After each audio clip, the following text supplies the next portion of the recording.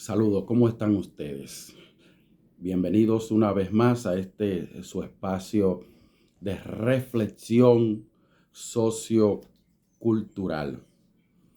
Fíjense, hoy quiero brevemente, voy a acotar escasos minutos, reflexionar sobre una doctrina que planteó toda una revolución a mediados de los años 90 de la República Dominicana y que venía fraguándose en una mentalidad inmensa en el político que de suyo devendría ser el político más grande del siglo XX en la República Dominicana, José Francisco Peña Gómez. La filosofía de primero la gente. ¿De dónde viene el primero la gente? ¿Quién la inspiró? ¿Cuál es su trascendencia? Para ello quiero retroceder un poquito en el tiempo hasta el siglo XIX, al pragmatismo norteamericano. Estamos hablando de Charles Pierre, de John Dewey y otros. No voy a profundizar en la filosofía conceptual. El pragmatismo norteamericano, que nace con la intención de poner los elementos prácticos que dan resultados por encima de la ideología, aquello que dé resultado en la práctica. Y sobre esto montado el famoso sueño americano, el transformar los deseos del norteamericano o de aquellos que vayan a Estados Unidos, sus sueños convertirlos en realidad, llevarlos a la práctica.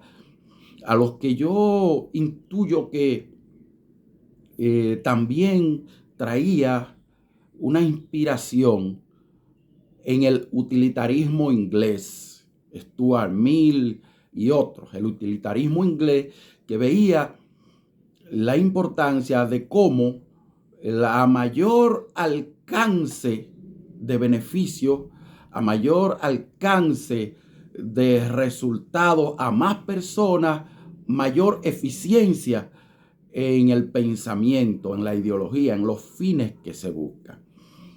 ¿Qué pasa?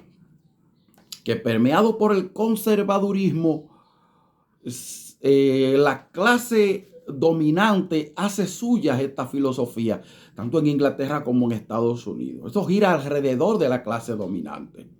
En nuestro país, en el siglo XIX, Juan Pablo Duarte, que viene inspirado por el positivismo, que viene inspirado por el institucionalismo, por los derechos del hombre, por el romanticismo, pero que busca adaptarlo en el bienestar del pueblo dominicano, que necesita una liberación de los poderes que los rodean, ¿verdad? Todos los poderes de la época ven a República Dominicana como un punto de transición en el Caribe, tanto a Cuba, República Dominicana, Puerto Rico, como un eje del Caribe. Y Juan Pablo Duarte, que necesita abocarse en una independencia y en construir una nación, no puede deshacerse del ala conservadora. Necesitábamos del poder de los conservadores, los terratenientes, los hacendados como Pedro Santana en ese tiempo, los políticos como Buenaventura Báez. Y esto inmediatamente, el conservadurismo con todo ese poder económico y en hombre que tiene, ¿verdad?, sobrepujan el pensamiento liberador de Juan Pablo Duarte y aplican ese pragmatismo y ese utilitarismo hacia el poder de facto. Digo poder de facto porque los beneficiaba más a ellos que a la nación misma. Pedro Santana, Buenaventura Báez, etcétera. Y hacen difícil la concreción de una nación fundamentada en el dominicano, en el pequeño dominicano, en el que Pedro Francisco Bonó veía que el obrero, el dónde está, ¿verdad?, el beneficio del obrero. Pedro Francisco Bonó veía el problema de los grandes mercados, de los grandes capitales contrastando. Y ese poder conservador que ha estado representado desde el bando rojo en aquellos tiempos, que luego estuvo representado en el neotrujillismo conservador de los balagueristas y que después fue asumido con todo y el pragmatismo, pero aplicado a su grupo por el neomercantilismo de Leonel Fernández, dejaban de lado al capital humano primario, al dominicano pobre que quería ver en su país la consecución de un sueño, pero que aplicara a ese dominicano de a pie, a ese dominicano que iba a la fábrica, que iba al colmado todos los días.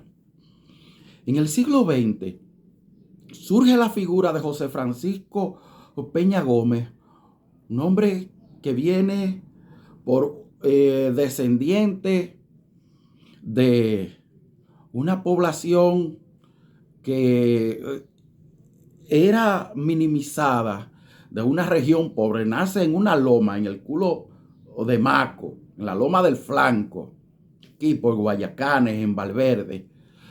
Pobre, pobre como el que más, pobre sin con qué comer, pobre, sin esperanza de estudio.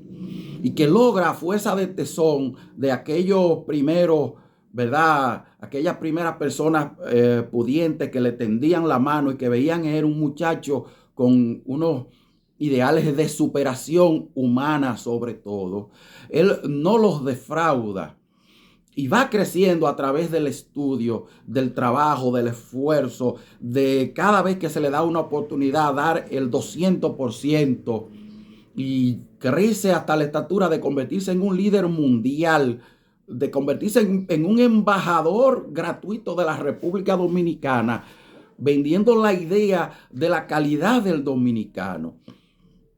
José Francisco Peña Gómez comienza a pensar: si a cada dominicano se le diera una oportunidad, si el Estado estuviera al servicio de ese dominicano pobre sin oportunidades, comienza a gestar una filosofía de primero la gente, que las carreras universitarias giraran en cada uno de los dominicanos y de su superación, que los servicios públicos giraran en torno, no en torno a una oligarquía precisamente.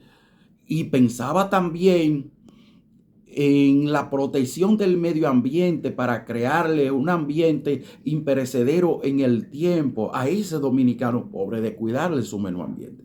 O sea, Francisco Peña Gómez, sin darse cuenta, inspirado en la socialdemocracia y en sus propias experiencias personales, está planteando una revolución que no sería bien acogida por los conservadores, los mismos conservadores que se opusieron a Duarte, los mismos conservadores que se opusieron a Gregorio Luperón, los mismos conservadores que se oponían a las reformas educativas de Hostos, los conservadores que se oponían al pensamiento fundamentado en el dominicano pobre de Pedro Francisco Bonó.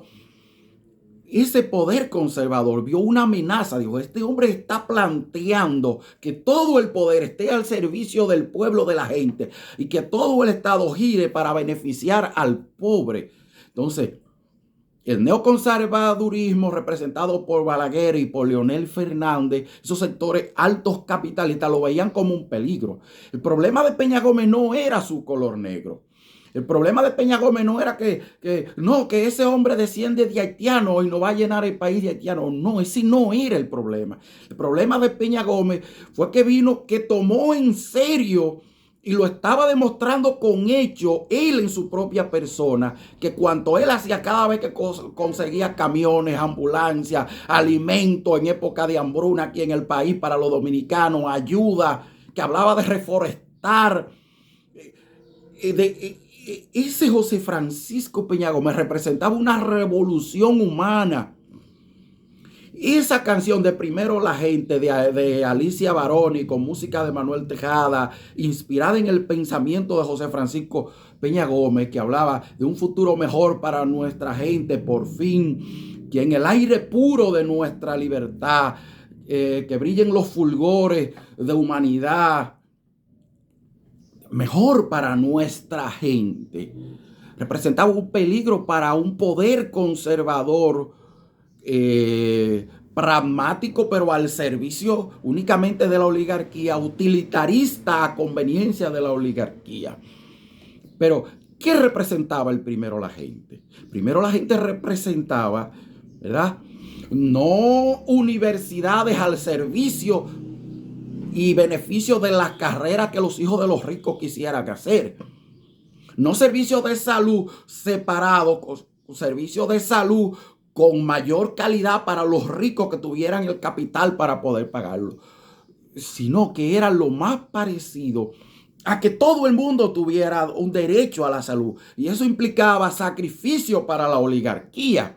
Usted agarrar y transformar todo el sistema educativo, transformar todo el sistema de salud, usted transformar una clase baja, llevarla a clase media, y la clase media solidificarla, convertida en una clase fuerte, ¿verdad?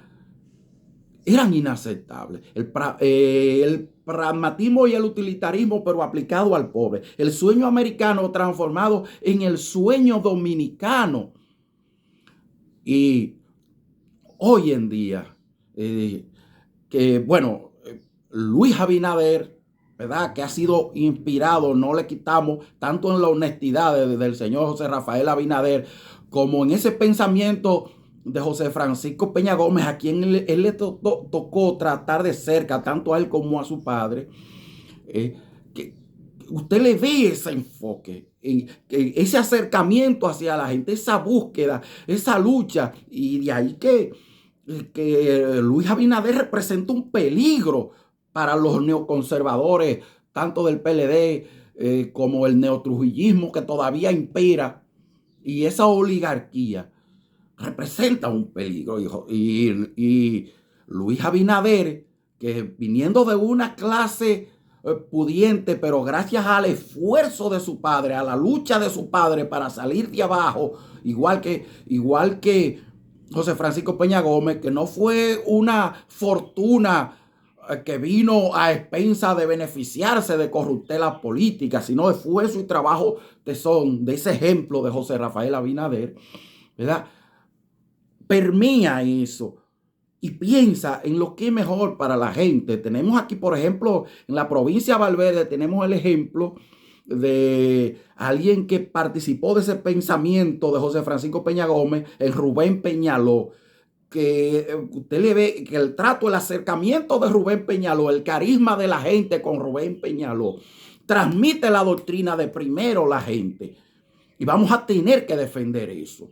Vamos a tener que, señores, reclamar la filosofía de José Francisco Peña Gómez y defenderla primero la gente, apoyando hombres como Luis Abinader, como Rubén Peñaló en la provincia de Valverde, en toda la geografía nacional. ¿Quiénes son esos políticos que verdaderamente representan, ¿verdad?, la filosofía, el pensamiento de primero la gente? Muchísimas gracias.